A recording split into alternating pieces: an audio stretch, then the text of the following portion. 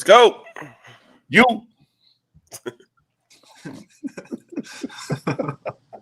Welcome to Sleeper Sunday. Presented by Sleeper, the homies. Download the Sleeper app. Use the promo code BUFFS, BUFFS. You'll get up to a $100 match on your first deposit. It is Sunday morning after the Colorado Buffaloes have lost to the Kansas Jayhawks. We're going to talk about that again. You guys might get treated. You guys might get treated to cranky Jake. I can sense it. I can feel it in my bones. Yeah, he logged on with the most aggressive, driest good morning. It wasn't good morning. It was just hello. And he said he hadn't been asleep or barely slept. I have barely slept. I think I got like 5.5 hours. I got 3 on the bus for sure. Oh yeah, and then about 2.5 when I got home. We're rolling. We're locked in. No, Jake, how was the F1 race? F1 race was actually pretty good. Mercedes was kind of running away with it. I told y'all on the bus, George Russell, but no one listened. So could have won money with me. When you talk about F1, you're right. Could have won money with me. I listened so little that I don't remember you saying that. Yeah, you were out early last night, bro. I was. I couldn't keep my eyes open. That was me at the end of the F1 race. All right. How do you feel? Day after 16-point loss. Still in the Big 12 title game, but yikes. I feel the same. You know, I'm still very much encouraged because we have one game left, and it's a home game at Folsom, and we can get to 9 wins. And, you know, we've already secured a bowl, but now we can get a quote-unquote better bowl with a bigger payout, which only helps the programs. We got to remember these bowl games are not only tiering has a financial impact in it. So the more we win, the bigger the bowl. So we got a chance to still move up. I'm not going to sit here and say I watched the whole game when I got home, but I did go back and look at some select plays. And I think it's like I told you on the bus, Jake, before we all crashed out, was that there were some plays where we just got outduded. Their dudes were better than our dudes. I don't think it was so much, you know, Rob Livingston had us in the wrong scheme or guys were in the wrong position. When I went back and looked, we were in position to make plays that we didn't make. And I think that there's just some things that they did during the game where they were better prepared, you know, strength, conditioning, momentum, energy, whatever you want to chalk it up to. It's not that we missed plays. We were there to make plays and just we couldn't tackle.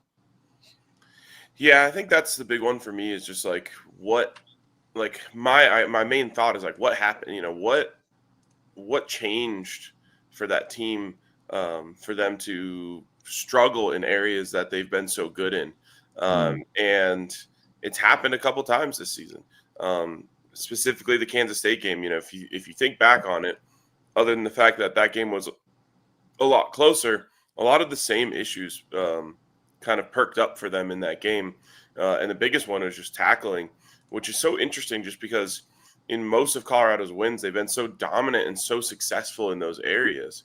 But, you know, I go back to what kind of my original take was once we got on the postgame show. I was just like, yeah, it's college football. You know, they're 18 to 22-year-old kids who are, you know, for lack of a better term, volatile in their performances. Sometimes you just don't have it. Sometimes you're maybe not as focused. Sometimes whatever.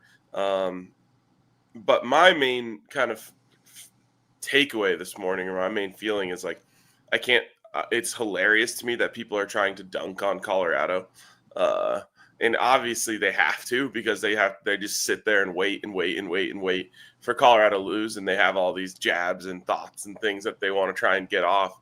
But trying to like embarrass Colorado for being 8-3 2 years after being 1-11 is absolutely hilarious. Like the turnaround has been remarkable to get to this point. The reason why Buff fans are hurting so much is because they're playing a game in late November with the highest of stakes.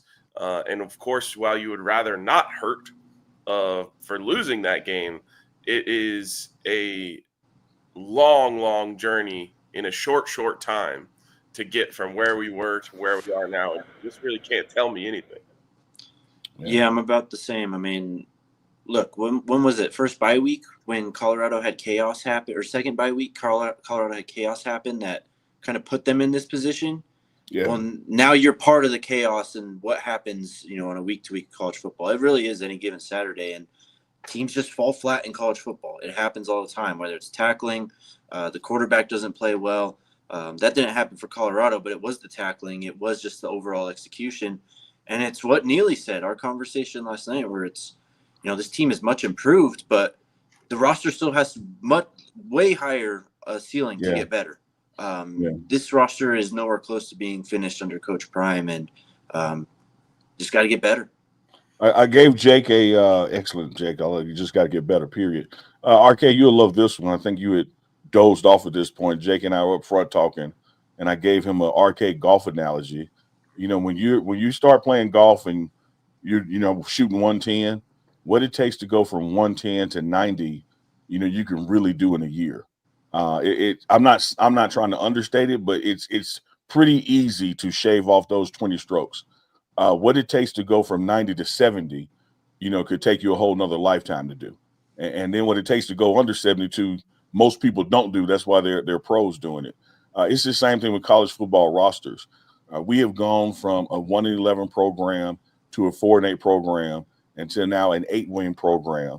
And games like that proves where, you're still in that bogey golf range where you need just a little more work if you're going to be a 10 and 11 win program. But the fact of the matter is, as Jake articulated, what was handed to us on a Saturday that we didn't even play, we didn't take full advantage of and win out. But we got to remember, we didn't earn that in the first place. It was handed to us by other people losing. So we are where we are, where we would have been, anyway. So it's all good.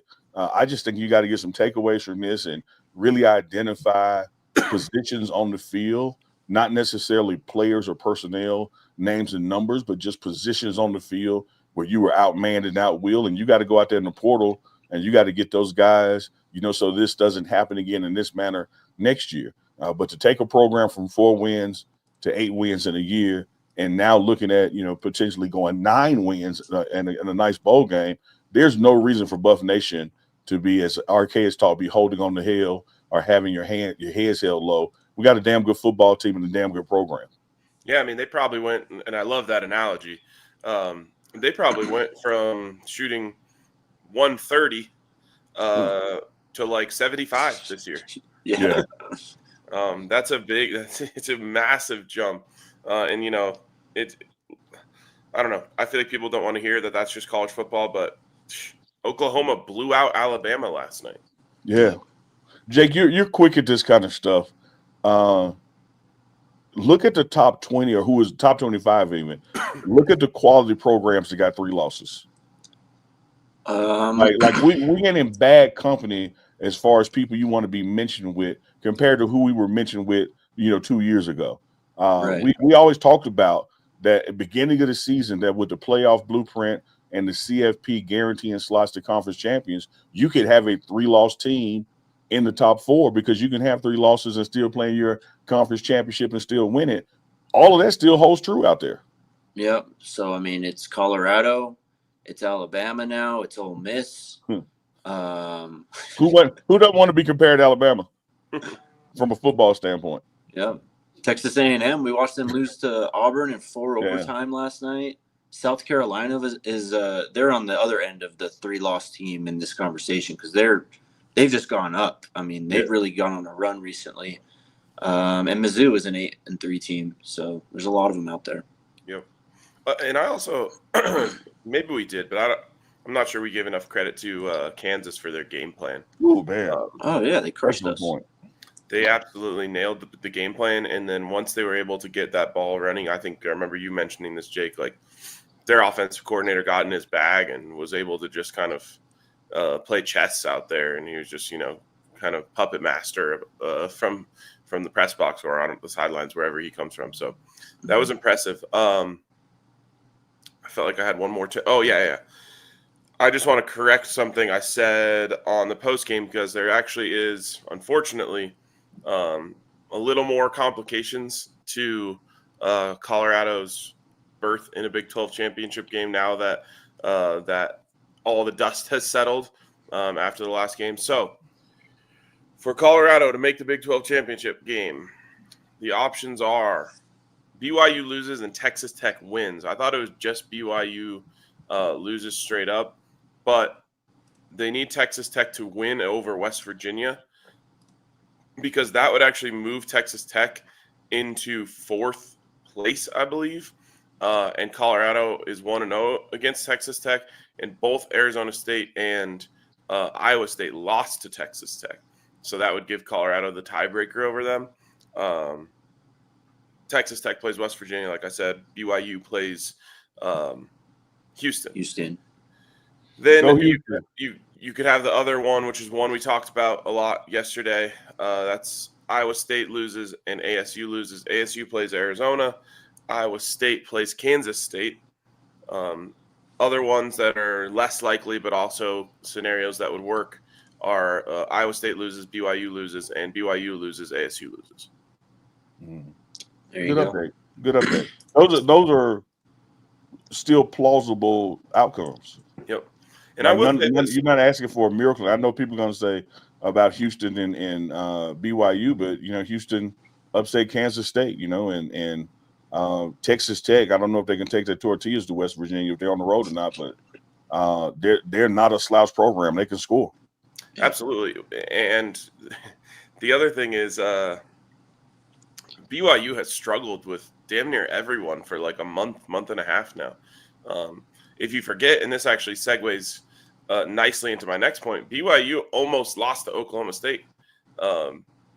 Oklahoma State should have beat them, and they don't even have a conference win this year. So anything can happen any given Saturday, as we learned ourselves yesterday. But Houston could absolutely beat BYU. And speaking of Oklahoma State, go ahead, RK. Almost beating BYU. As crazy as it sounds to say, you can't take that one for granted either, especially with Ollie Gordon, especially the way Colorado tackled yesterday.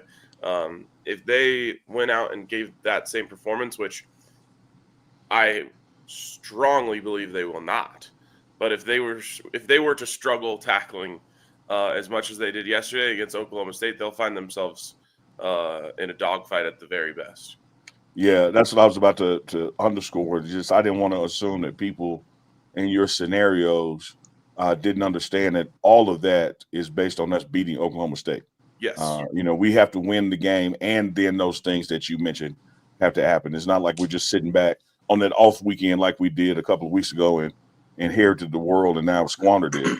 We have to beat Oklahoma State. And with Oklahoma State they're not wounded dog. Like they have nothing to gain or to get other than just playing spoiler. And what a blueprint that was put out there for them, Saturday night on how to spoil us. I just don't know if they have the dudes to execute that blueprint. The old football saying X's and O's or Jimmy and Joe's.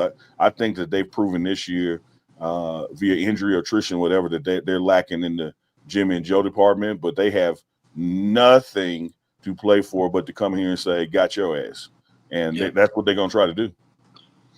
Yes, it is. All right, let's take our first break, and then we got to get to our sleeper pick. Shout out to the homies over at Breckenridge Brewery. The Breckenridge Brewery post-game beers always hit. They hit a little different after a loss, but they still hit nonetheless. So shout out to the homies at Breck Brew for keeping us stocked up for the Stampede and just for being our homies, for going down to the farmhouse, for hooking us up at the bar as well. We've got tons of beers on tap and in cans there.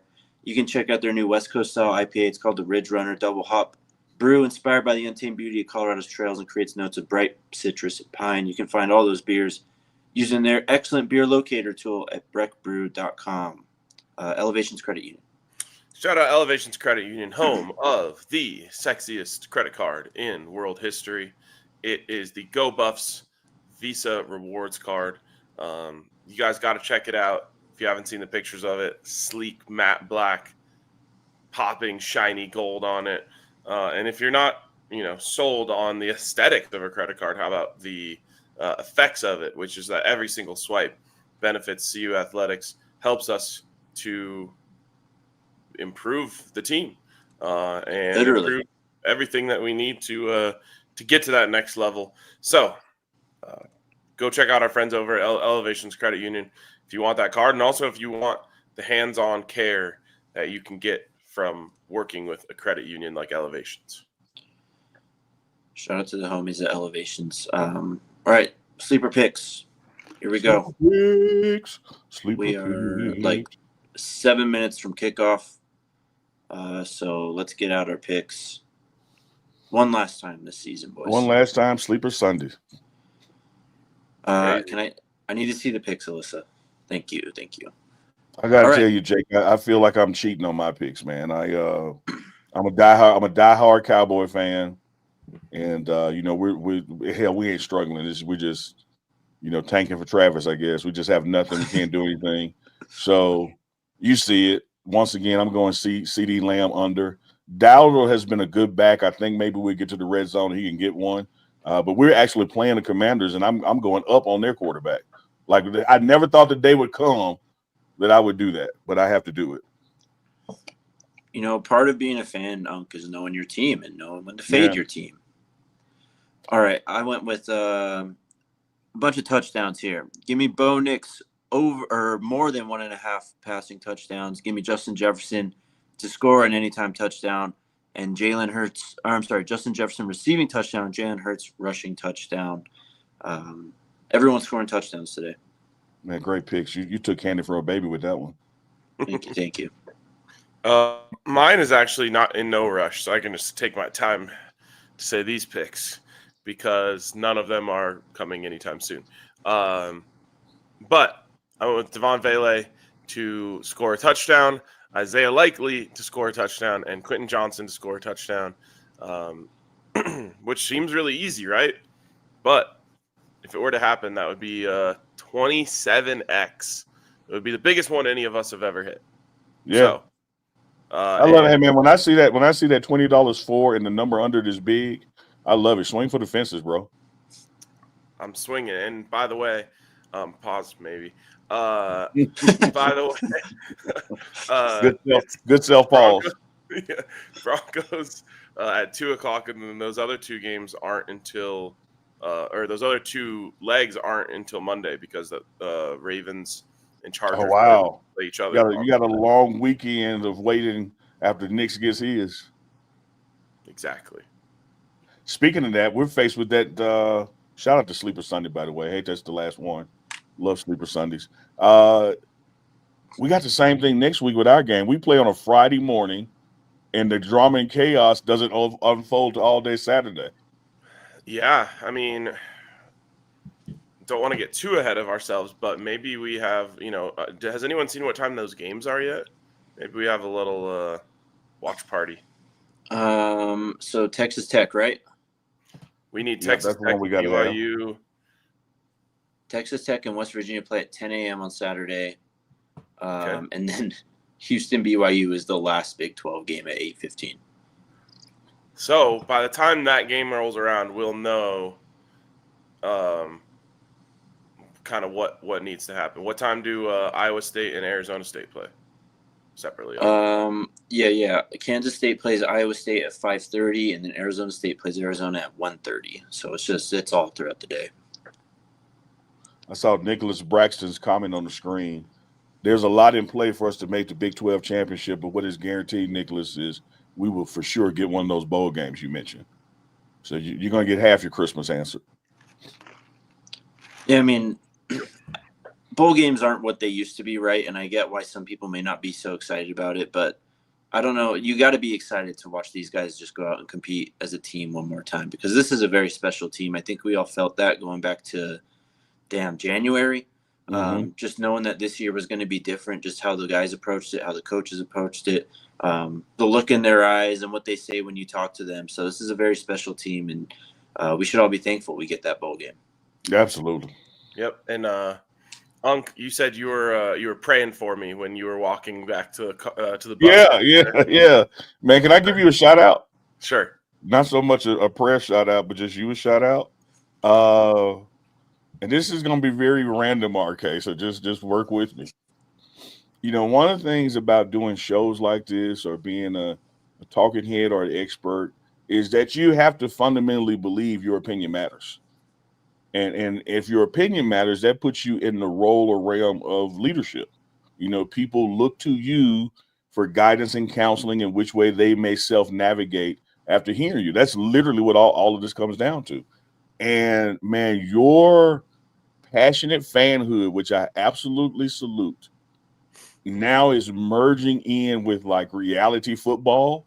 When I look at like last year, the Nebraska lost this year, and now it's like we were walking back from the game and to meet you at the bus, and I think Scotty Deep Pockets asked, he said, "What do you think RK is going to be like?" I said, "Well, if he's mature, we're going to be fine. But if he's RK from last year, the bus may be torn up." And the bus wasn't torn up. You were knocking back a Taco Bell. You had some tacos on the bus. I love it, man. I love logical RK. Passionate, still passionate, but logical. It's all about perspective, man. It's all about perspective, and this season has brought a lot of perspective. That's something Jake used to say after all the losses last year. Yes. But the perspective is that Colorado has climbed out of hell, and still a chance to, but damn near reached heaven. At least as a football fan this year. It's the reason I went to this is because I think when you got on the bus and I said, I'm good, we're good, it's fine, shit happens. You were like, wow, I was praying for you on the way over. I don't know if I've ever believed in God more than right now. I said this because the prayers were answered. I want to add this to that because this was my favorite comment I saw about destiny last night, and I wish I could remember who said it, but it was late. Someone said maybe we lost this game because God wanted to make sure that we knew He controls our destiny, that we don't control our own destiny, and if that's the case, then we'll get all of the scenarios we need to hit next week. Yeah, I mean, look, he did it before. He being capital H, we were at home chilling, and he said, "Here's a gift for you." And I think if anything has been proven with work and faith and God being on your side, this team, has done that this year, man. I love the perspective, And again, let me double and triple down on this.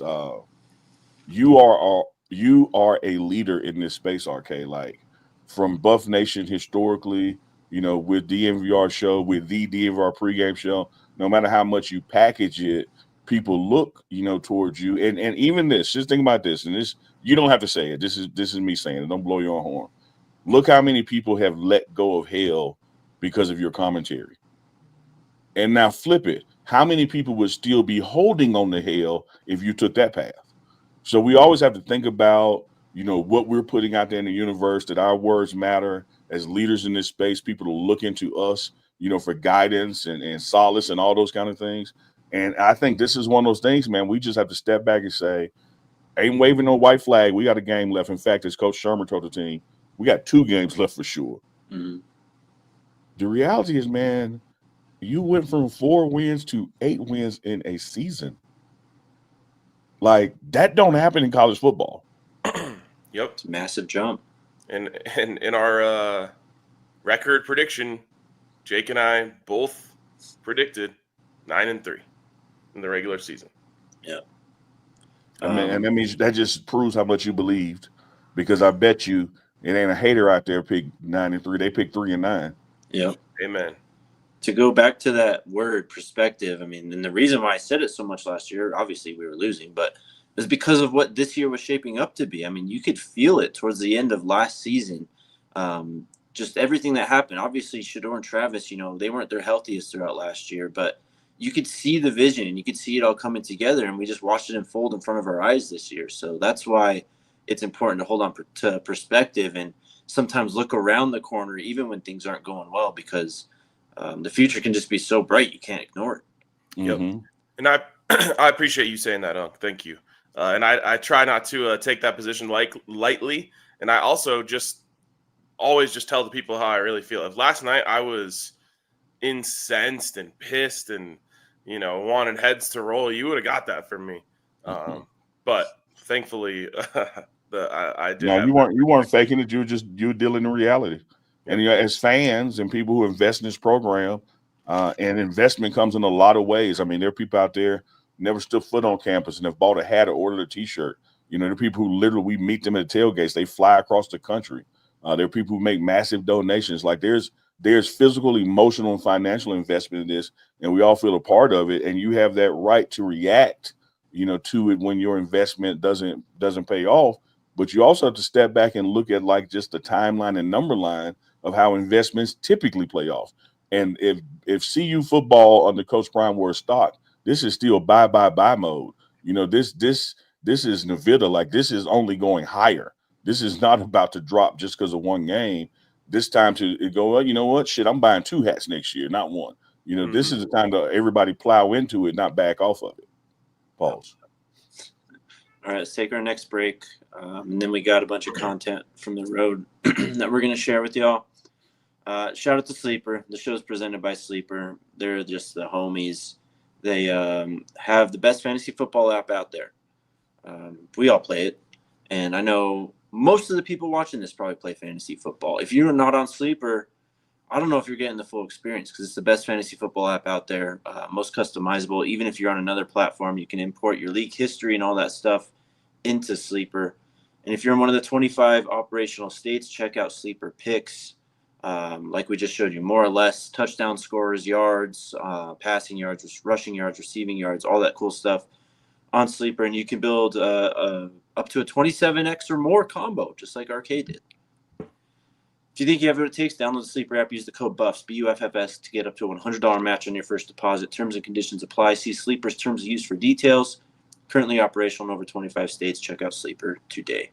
Hey, let me give a quick Sleeper shout out, Jake. I've been in the same fantasy league now for like 13 years, and I don't think people are truly grasping that you can import your league history, because one of the hardest things to do, man, is lose that history and track record when you've been playing with the same guys for years or ladies for years and years. So check out Sleeper, man, because when you can transfer that data over and still talk crap from 7 years ago, that's a damn good platform. Yes, sir. Game Time. Shout out to Game Time. Literally how I went to the game yesterday. Waited until we were at the bar on Thursday night, saw a nice little break in the prices, jumped in, got tickets in the lower level, ended up really liking our view and our seats. It's just the best, man. I love Game Time. They call it Game Time because you can wait all the way till game time to get your tickets, and you usually get rewarded for waiting so long. Last minute tickets, lowest prices, best deals. We love to see it. If you're looking for tickets to a game, use that code BUFFS. That's BUFFS for $20 off your first order from Game Time. It's Game Time. Check them out. Absolutely. You know how I feel about Game Time for the very reasons. You can see your seats. No surprise fees when you get to the end. Is what it is. And, that price starts to fluctuate when it gets closer to kickoff. So you kicked ass getting it Thursday night, but you could have waited to Friday morning as well. Let me ask y'all a question about Arrowhead. I know how much y'all love that stadium. Yeah, let's talk about it. That's sarcasm to the folks out there listening. What was the deal with that kind of mezzanine yellow section? Why was that so empty? Yeah, what was up with that? They didn't sell the tickets. I don't know. But the rows above it were packed. Why didn't those were better? It looked intentional. Well, it's like the premium seats, it's like the club level stuff. So you got to pay extra for the amenities, which if you're going to a college football game for the amenities, then you're just in it for the wrong reasons. So I stand informed now. Yeah. I just wonder what the deal was. I was like, they just wants to see the yellow. Like, what's going on? Those are the seats beneath the boxes. So you just got to watch out for drinks being thrown at you by Brittany Mahomes. Real quick before we get into our content from the road, Rand67 said, "Come on, guys, pick up the energy It's going to be okay. I promise you, our energy is not low because it's not. Oh, no. Okay. Our energy is low because we got the bus pulled in to Denver at 3:15 a.m. last night. Yeah. I walked in the door in Westminster at 4 a.m. on the dot. So, yeah, this ain't got to do with no loss. This is – and let me tell you this. I know we got to go to the something else, Jake, but of course, everybody knows the Funky Dope producer, Alyssa. But, like, the Alyssas, the RCs, the RGs, the Allisons that have come, the Bryces that have come, like, shout out Tyler. Big shout out. Yeah, Tyler. Shout out to, of course, Kenny Highways. There's so many moving parts in supporting this bus that y'all don't get to see that just would not happen, without them. And I know that the bus will be at this tailgate with Oklahoma State, but that was our last ride out of town in it. And just a big seasonal shout out to everybody behind the scenes that made that happen, man. Even back at the DMVR office, the folks who do the hotel bookings and all that for us, it's not just noticed, it's appreciated. Yeah. Of anything we've ever done, It Takes a Village applies the most to this project that we did this season. Yeah. And I would say that it has been a unequivocal success. It certainly has. It certainly has. And when people look up next year and see us doing it again, you'll know why we're doing it again. If people look up next year and we're not doing it, you'll know why we're not doing it. Because either road you go down, you got to want to go down that road. Quite literally, just like Kenny Highway wants to go down the road every time he hops behind the wheel. Absolute legend. But you're right, Unc. Shout out to Courtney, Marissa, Andre, everyone behind the scenes. Bro, I have to give a direct shout out to Kenny Highways. How does he not get tired? Like when we got off the bus, he looked the exact same as when we got on the bus. He's a robot, man. Not like bags under his eyes, squinting. Like he's just, all right, see you guys. Like, yep. I don't know how he does it, man. Matter of fact, he dropped us off like he was still headed somewhere else. Like he wasn't dragging at all, man. For real. He's an absolute legend, man. Non-stop from Kansas City to Denver, eight and a half hours. Did the same thing with Lubbock, non-stop, not even for gas. Luckily, we still had Circle K and barbecue on the bus because he just pushes it, man. Shout out to Kenny Highways. The real homie. All right. Restaurant reviews? Yep. This has got to be the best one ever. Restaurant content. Yeah, this is what we ate basically on the trip. I hope he didn't clip my fart out. He could leave that in. I hope he did. Here it is.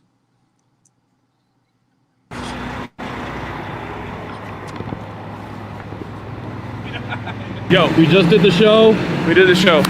We were at Jack Stack Barbecue. This is my favorite barbecue in the world. Oh, that I've had so far. Okay. Let's go. And we're like special guests. We were invited here because I talked about how much I love this place, and someone reached out and they were like, "Wait, I got you when you come here." Oh.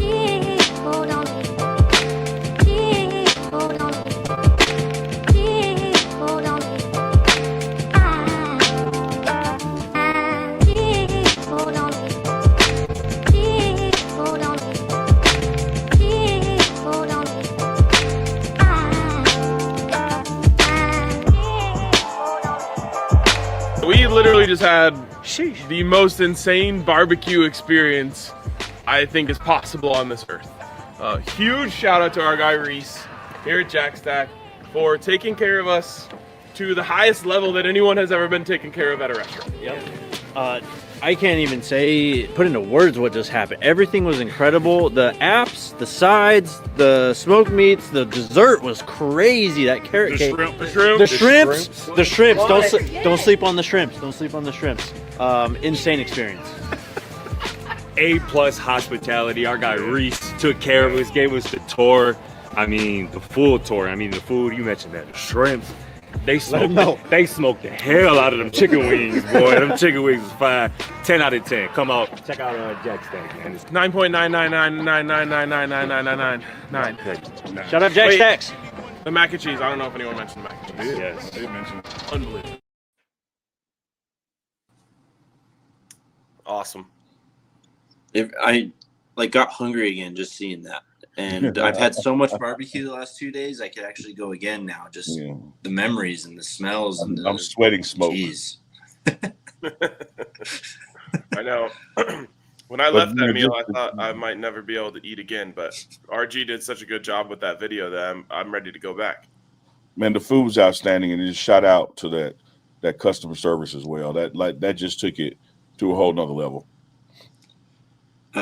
We rated it pretty high. Was that the best meal of the trip? Oh yeah, they got 9 9s and a 10. Yeah, they went crazy. It's kind of funny because we started the Stampede with the worst meal of the trip, which was in Lincoln. We won't mention the business. I feel like that's mean. And we ended it with the best meal of the trip. Yes, sir. MC asked for RK, why not a 10? I don't give 10s. Yeah, I said the same thing. 9 9 for me. I don't give nobody a 10. I'm a hater. I mean, if you give a 10, what else are you supposed to do? You might as well just, leave the planet at this point. It doesn't get better than that. Call it quit. Take Stuart Little with you because you need a buddy.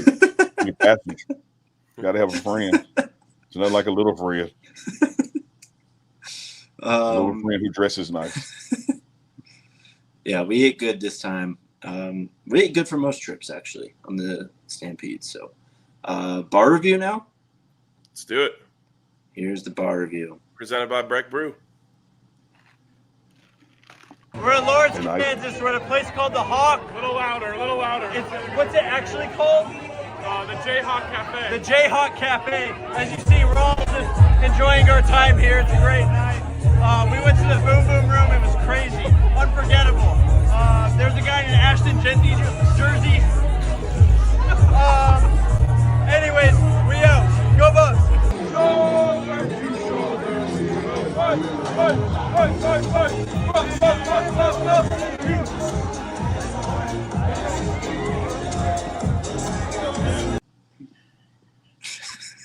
Oh man, you cracked me up, Jake. I would say you guys were in rare form, but that's normal form. That is normal form. That is a great college bar, by the way. It was lit. RK's like, oh, you got to come to the bars with us one night. No, I don't. You know, I'm one sip away from Frank the Tank coming out, so you just got to know your role, man. I'm going back to the hotel. It's a bummer. I would have loved to see it. No, it'd be great content. Jake, I think you rated that at 8.5. I think so. I gotta go like 9. Oh wow, 9.3. I don't know, at least. Best bar of the trip, then? That is. If he went 9 anything. I mean, Nebraska was still pretty lit. Nebraska bar was great, but those shout out Arizona. One of the bars y'all didn't like the sound system. Yeah, Nebraska had the worst. Like even when Folsom Field had the worst speakers I've ever heard that are better now, but still need work.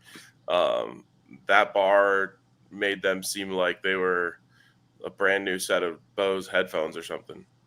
No free ads. Strike that from the record. Jermaine says I was about 5 Coors Lights deep by then. One thing I've learned is that my drunk scale does not translate over video. People just automatically assume I'm just 10 out of 10 every time. Same with they do the same to me on the show, man. Thanks, RK, for backing me up on that, or even leading on that. We said it at the same time. Like I'm just on the show being me, like, oh, look, Unc is lit. Like, not like you get that all the time. It's crazy. Uncle literally be on the sidelines from 10 a.m. to 5 p.m. We start doing the show. And they're like, man, Unc's turnt tonight. Like, what you think he's on? Like, ready to go. He's on like some Marshawn Lynch, got a bottle of Henny back in the locker room that he's going back home. The look on Peyton Manning's face when Marshawn told him what he was hitting, he's like, Gatorade? What do we use? No, man. Hennessy. Oh, good stuff. Great trip. Yeah, man. Yeah. Awesome stuff. I tell you what, guys, like, that was a turn the page. Not only do we have to tackle better Oklahoma State, we got to run the ball more than 8 times. That just popped in my head randomly. It's the same thing in every loss, bro. More than 8 times, man. Every single loss, it's the same thing.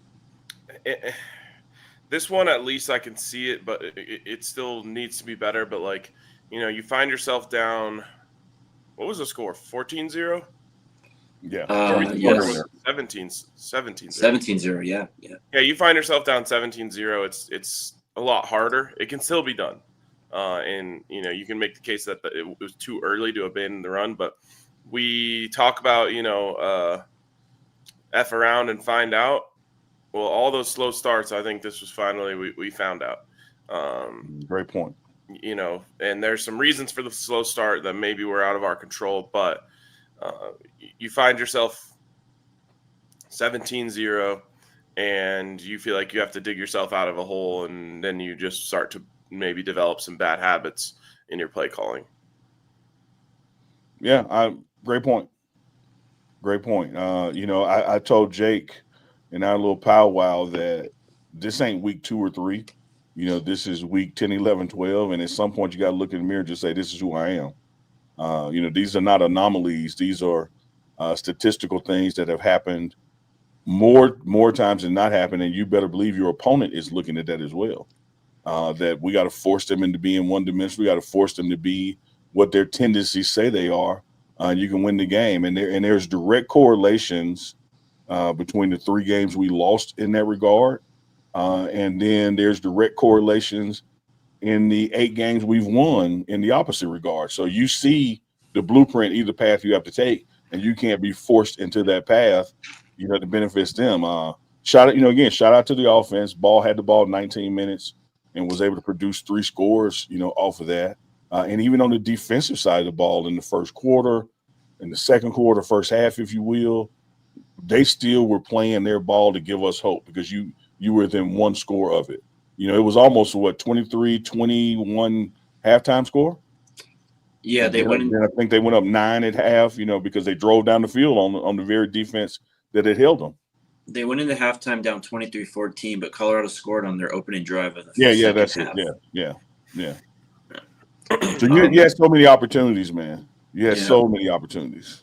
To your point on running the ball, Lunk, and this is maybe a more 30,000-foot micro type view here, but we were talking about this walking out of the stadium because, again, it was like I said, it's the same thing every loss. They can't run the ball, but again, perspective, and you look ahead to the future with what we have coming in with Juju and all the recruits that are heating up right now.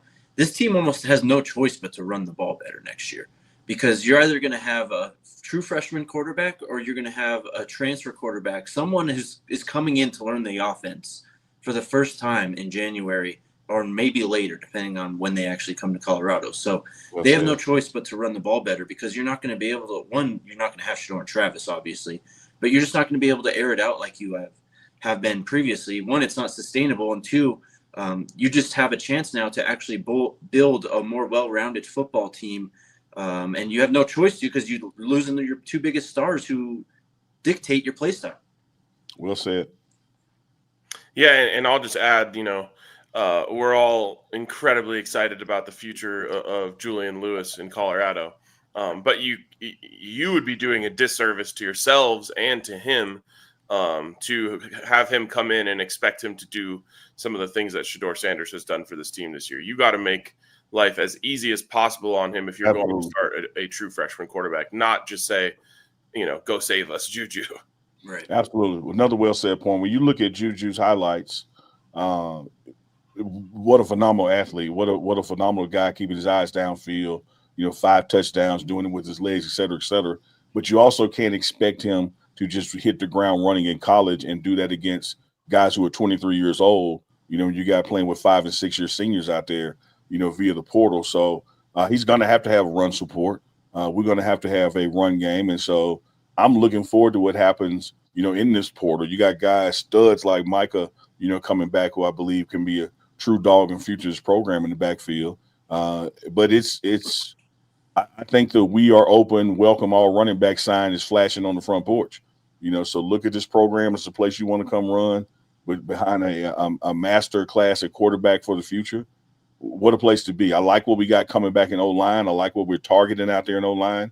So both of you guys are spot on. We have to be able to run the ball next year more than we needed to this year, because, you're going to have a developing, growing quarterback, not one that's seniored and ready to go.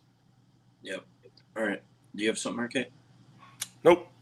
All right. Let's take our final break. We'll do super chats and we'll get out of here. Shout out to the homies at Circle K. Can't thank them enough for their support on the Great American Stampede, literally keeping us fueled and on our way on the road over this season. Join the Inner Circle program. You'll get discounts on gas, food, everything, basically. They got sweepstakes and all kinds of good stuff in there. So go sign up with the Inner Circle and download the Circle K app to sign up for exclusive offers. New offers, purchase clubs, and sweepstakes are uploaded weekly. They're the homies, man. You got a fan for life, Circle K. Absolutely. I never used the self-checkout because we had just too much shit, but the fact that it was there as an option, shout out to Circle K. Yep. Next time we do a show together, just say to me before the show, RK, what did you want what did we want you to tell us about Circle K? All right. Okay. It's a good thing. What can you tell us about Promotico, though? I can tell you that Promotico stepped up and took our trip to the next level when we and I had kind of like pieced it together in, the way that I'm very used to doing things. And it was still probably going to be awesome. Promotico came in and said, hey, we know that you guys think you can handle everything on your own, but we're the pros at this. Let us step in and show you how it's really done. Mm-hmm. And that's how we ended up with that absolutely beautiful wrapped bus, the awesome TV setup we had in there, and of course, more than anything, Kenny Highways. So if you're looking to do some sort of RV trip, whether that is for your business or heck, I don't know, you just want to go around with your friends and check out a bunch of football games next season, hit up our friends over at Promotico. They do it right, and they make it a hell of a good time. Yeah, and great point with that, RK, because I think a lot of folks like hear us kicking in with Promotico and think that they got to have a rap bus. Like, no, these folks will just drive you all over America wherever you're trying to kick it at. Like, you don't have to have Jake's eyebrows on the side of your bus. We did that. You can, though. You could do just the brows and not his face. They got a rap for it too. Yeah, he met his eyebrow matching Bryce this weekend. Visit Promotico.net or call 678-208-3436 or find them on Facebook to learn more. All right, Alyssa, what do we got? Let's talk to the people. When is Cokes back? He was almost cleared this week, so I'm expecting him Oklahoma State. He did the individual drills with the D-line and then was held out of that final practice, so he didn't make the trip. But he has progressed enough. I'm expecting him for Oklahoma State. Same thing with Jimmy. Jimmy made the trip, actually dressed for warm-ups, and one of those game time decisions like, no, we're good. Let's hold you out one more week. Hoping we see those guys back next week. RJ with the super chat. This was a tough day for us, but on to the next one, and who knows what next week will bring. Absolutely, RJ. Great super Amen. chat. I love, I forget who had the comment, but someone in the comments said, y'all are laughing and having fun, and the chat is still crashing out. We made the decision last night, because the game's on Friday, we don't have a 24-hour rule. It's a 12-hour rule. Mm-hmm. Got to Yeah, process. we turned the page. Yep. We play on Friday, y'all, not Saturday. We can't burn a day with this shit. We got to go. Yep. Go. DC Buff has a question for you, Unc. Is there any possibility of Rob J visiting Boulder sometime? I have no idea. Rob J is a grown man living in Jackson, Mississippi, and the airport's open, I can tell you this. No one has stopped him from coming.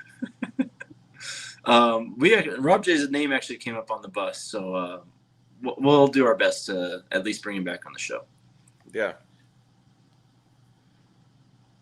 Next is RJ Baldwin. RK, I think our problem is having the duo of mobile quarterback and a really good quarterback. When we have a really good running back, the D has stopped the run, or something about the quarterback that has gave us trouble. That's a good point. And it changes the way that you have to defend the run when the quarterback is also a threat to run. The old adage of playing 11 on 11. If you're playing against an immobile quarterback and knowing that the only run threat is him handing it off, well, every run is 10 on 11. So it causes, the defensive ends on the backside to have to stay home a little bit more.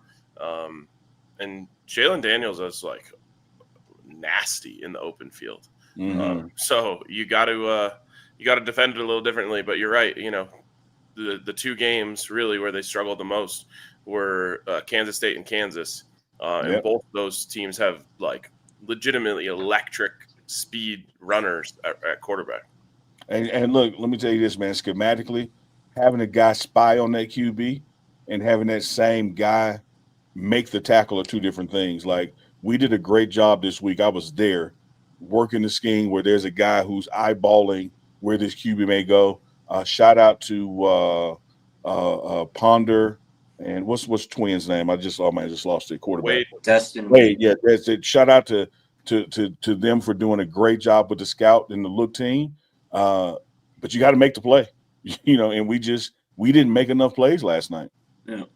I mean, we talked about it when previewing the game. And it's something our Andre and I actually talk about a lot on the draft pod when we're doing picks. And if you have a good backfield in college football, you can hand problems to damn near anyone. And it's those two things. If you have a mobile quarterback who can just do some damage with his legs and a really, really good running back, that can take you pretty far in college football. And it's just, as you said, RK, it's 11 on 11. It's hard to stop. And to Unk's point with a spy, when they force you to bring that guy down and spy, that's almost a lost guy.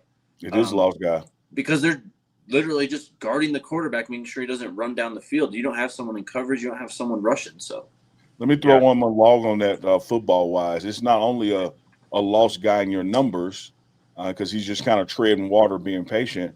It's a guy that has to be disciplined and accept being bored, because what happens in that boredom, let me go make the play. Yeah. And the minute you guess wrong, it goes the other way and it's 35 damn yards down the other sideline. And we had that happen a couple times. Like, you got to, sometimes with placing quarterbacks like this where you safety a linebacker, you got to be bored. You got to be willing, like, all right, I got to sit here.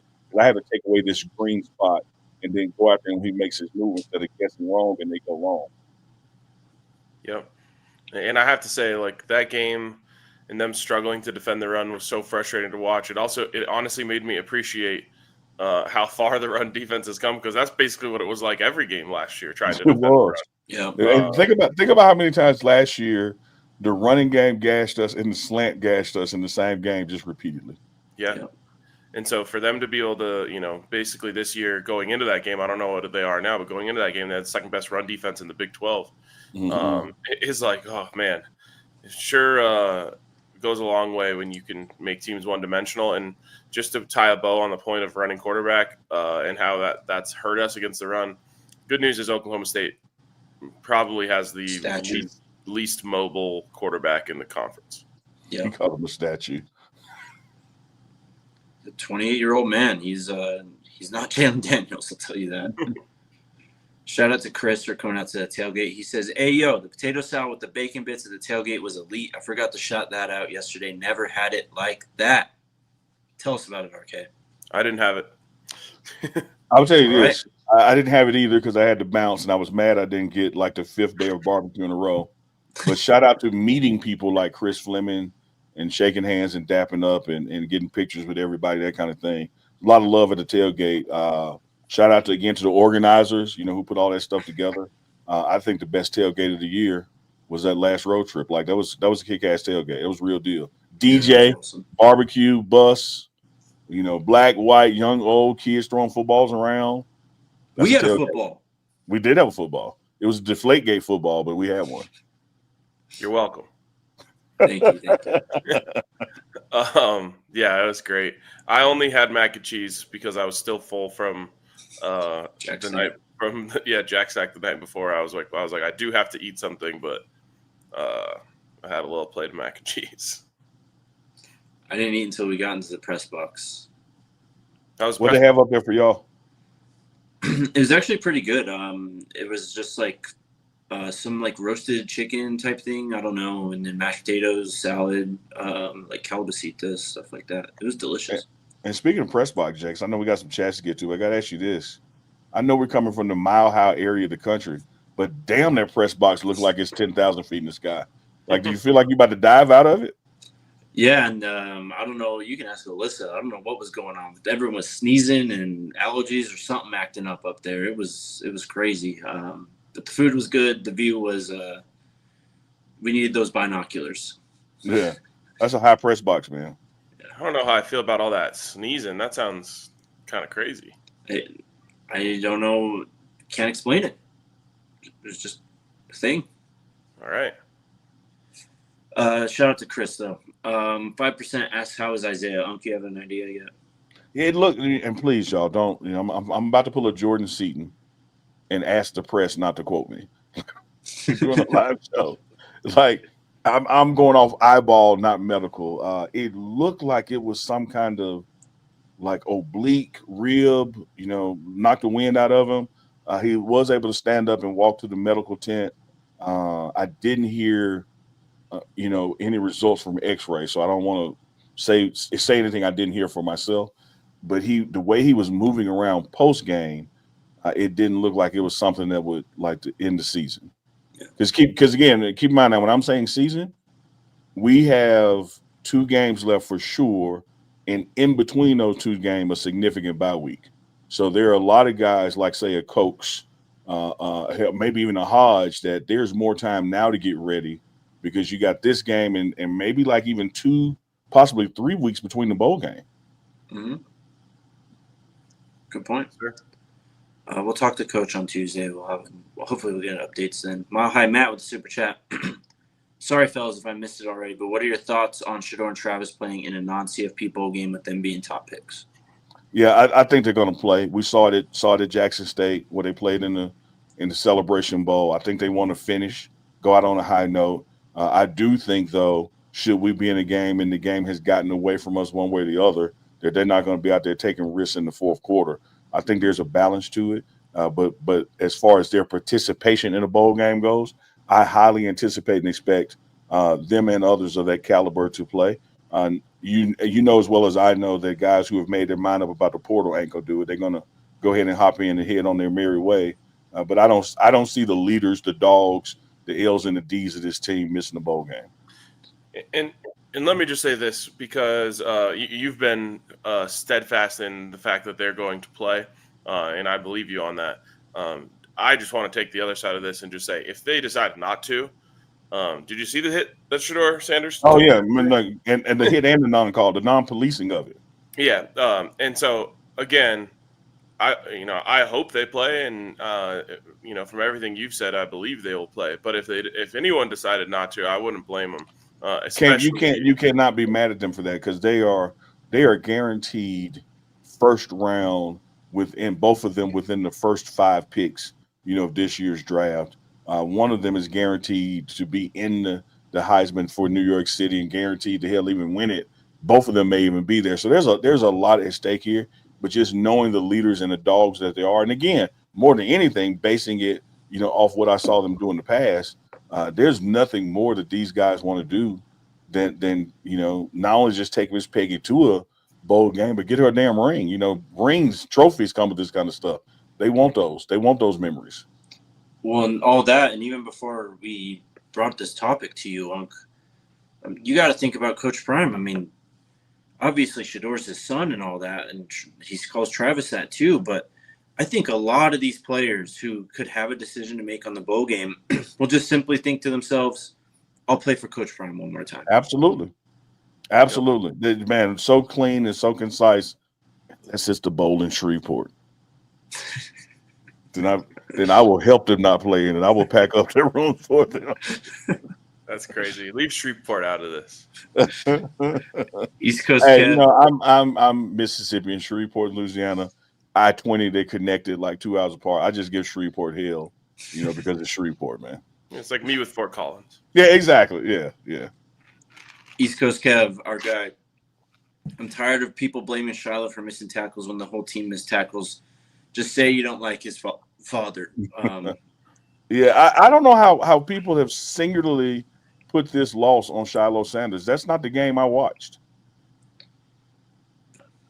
No, you I got. don't know how you singularly put it on anybody, You but can't. certainly not a safety who's been leading the team in tackles and doing his thing. I don't see Shiloh as to blame for this. No one had a good game on the defensive side of the football. Literally 0 people. So I'm not a fan of having that energy towards anyone. But if you are going to have that energy, you got to be consistent with it. No one played well. 0 guys played well on the defensive side of the football. It was a team loss. East Coast Kev again says that hit on Shedeur was unacceptable and dirty, 100%. But Shedor's still a top 5 pick, and that other kid won't be. Good luck working in customer service, buddy. Yeah. Seasonal gift wrappers coming up. The amount of people who have responded to my tweet about it saying it wasn't dirty is just so dumb. I mean, it's the same shit as always. But the guy was like 5 yards away and already trajectory low. Yep. It's not like he got there and slipped and went low. Like he dove with the intent of going low. Take it from the players. The players know this stuff. They know when it's a bang bang play or whether it's a dirty play. And like you've got former NFL players. I saw Le'Veon Bell say it's like one of the dirtiest hits he's ever seen. I mean, those guys are the for me the judges of what's dirty and what's just football. And tons of big names and guys that have been out there at the highest level have been essentially saying that was as bad as it gets. Yeah, it was disgusting. That shouldn't be allowed on a football field. You shouldn't be allowed to play the game like that. That's not what the game is about. And this is also, I think, the same guy who later in the game was like pushing on Shedeur's head when he was getting up or whatever. And then, of course, ESPN and everyone goes crazy because Shedeur shoves the refs or whatever. But that's why he did that, is because that one guy went to basically kill him, and then he went to bury his head in the dirt literally after. Shedeur made contact with the ref. That's my definition. Yeah. And it was like a scrum. Yeah. Oh, it's stupid. Is that it? Jamel with the super chat. Anyone know how the tiebreaker scenarios work? Oh, gosh. Our expert RK does. All right. Okay. Last run through this. Colorado must win in all scenarios. Let's get that part out of the way. If Colorado wins, BYU loses, and Texas Tech wins, Colorado is in. If Colorado wins, Iowa State loses, and ASU loses, Colorado is in. If Colorado wins, Iowa State loses, and BYU loses, Colorado is in. And if Colorado wins, BYU loses, and ASU loses, Colorado is in. There you go. IWOG15. We got punked yesterday. 1 game so we can redeem it on Friday. I didn't hear our thumping hits, and Neil got at least 3 after contact on every run, at least. Friday's about getting our manhood back. Go Buffs. I love it. I love it. We totally failed at hats to the ball. Like there were a couple times, our dog, our man, Cameron Silverman Craig, made the play, but nobody was coming behind him to clean it up. One was even scored on like that. So yeah, I love that. We got to get hats to the ball. It's got to be a swarming defense again. Amen. Sounds like that's it. All right. Shout out to Sleeper Sunday. Go ahead. Shout out to Sleeper Sunday, man. Shout out to you guys. Everyone enjoy the rest of their day, and we'll be back soon. Last minute super chat from Desmond. I'm from Monroe, LA, and I wouldn't play in Shreveport. Thought end play, Smalls on 3rd down. Let me give Desmond Lighton, who I do not know in real life, a salute and a shout out. Monroe, that's not Los Angeles, that's Louisiana. Ouachita Parish. If you're driving on 20, you better stop in Monroe, not Shreveport. That's all I'm saying. I agree with you, Desmond. Shout out to all of our listeners in Shreveport, man. I got y'all's back. I'll come hang out there even if there isn't a bowl game. He also asked Portal for tight end and D-line. It's just like last year. They're going to try and upgrade every single position. All right. All righty. Let's go watch some ball and take a nap. See you Let's guys do later. it, bro. In that order. Buffs. Let's go Buffs. Go Buffs. We all silly like the mayor.